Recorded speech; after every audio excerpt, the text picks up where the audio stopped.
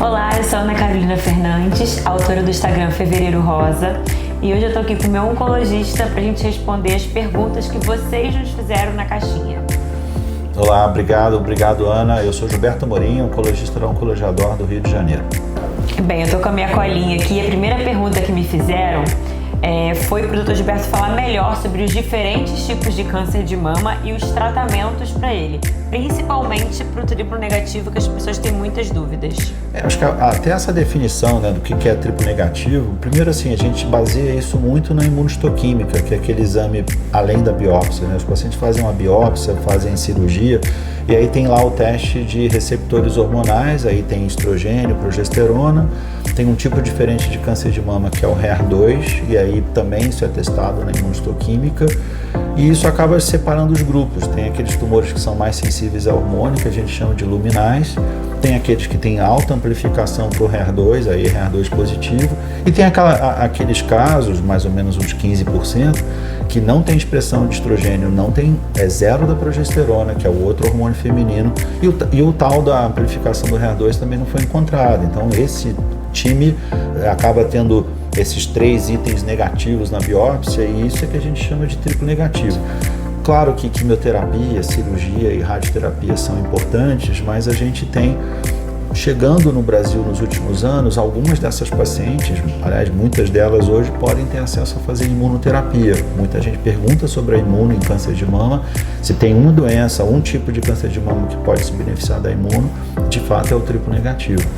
Bem, uma pergunta que me fizeram muito em relação ao olaparib, que é a medicação que eu tomo já há uns 5 anos, e respondi muito bem, Então, fala mais um pouquinho sobre o olaparib.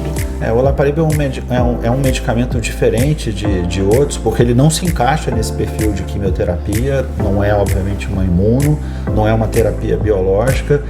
Existe uma mutação que muitas pacientes desenvolvem, junto com o câncer de mama, e aí é preciso entender que essa mutação a gente tem nas células saudáveis.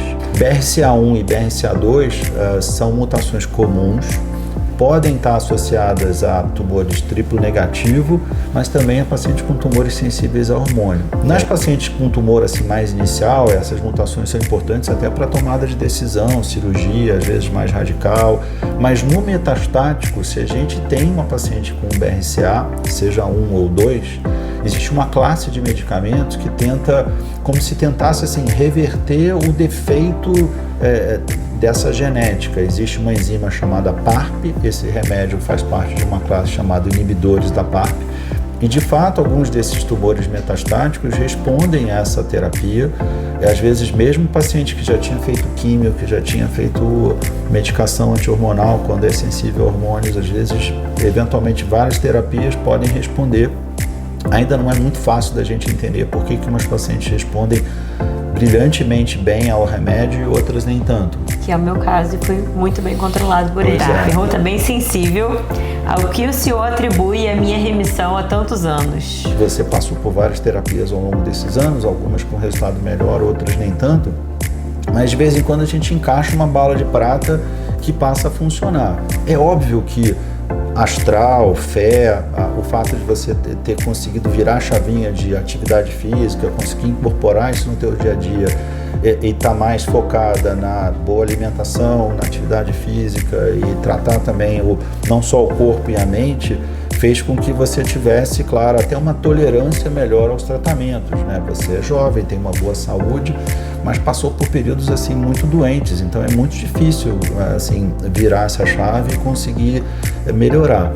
Tem um pouquinho de mistério na história, porque você fez muitas terapias ao longo de muito tempo e nos últimos 5 anos a gente encontrou a bala de prata e nem sempre a gente consegue. Dá para dizer que foi só a fé, dá para dizer que foi só o exercício físico, dá para dizer que foi só...